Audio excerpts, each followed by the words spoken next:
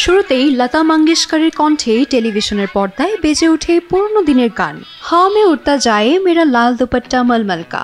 এরপরে দেখা যায় শহরের গলি, মাথায় লাল ওড়না পরা এক তরুণী, পুরনো এক সেলুন আর ব্যস্ত রাস্তা।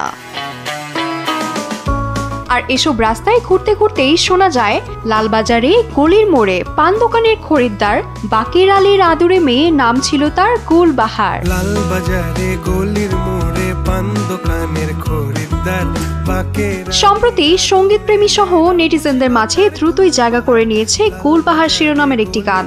সামাজিক যোগাযোগ মাধ্যম জুড়ে গানটি এখন রীতিমতো ভাইরাল। নেটিজেনরা মেতেছেন বাকের আলীর মেয়ে গুলবাহারের সুর আর গল্পে। সবার মনে এখন একটাই প্রশ্ন, কে এই গুলবাহার?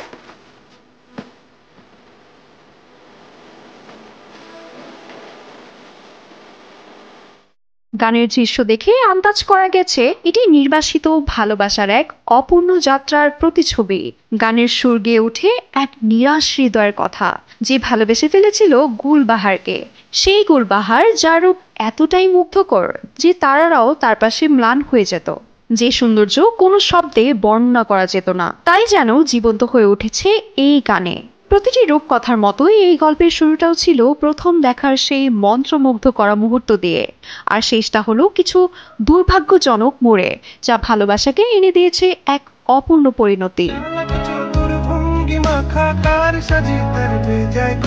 এক নেটিজেন এই গানটি নিয়ে মন্তব্য করেছেন যে এই গানে গুলবাহারের চেহারা ইচ্ছাকৃতভাবে আড়ালে রাখা হয়েছে, যেন প্রতিটি শ্রোতা গান শুনে নিজের কল্পনার গুলবাহারকে খুঁজে নেন, যাকে দেখা যায় না কিন্তু অনুভবে যার উপস্থিতি ছড়িয়ে থাকে পুরো শহর জুড়ে। অন্য আরেকজন লিখেছেন, গানটা যত সুন্দর ততটা সুন্দর লোকেশনগুলো, বিউটি বোর্ডিং, লালবাগ কেল্লা, সদরঘাট আর রমজান বাস।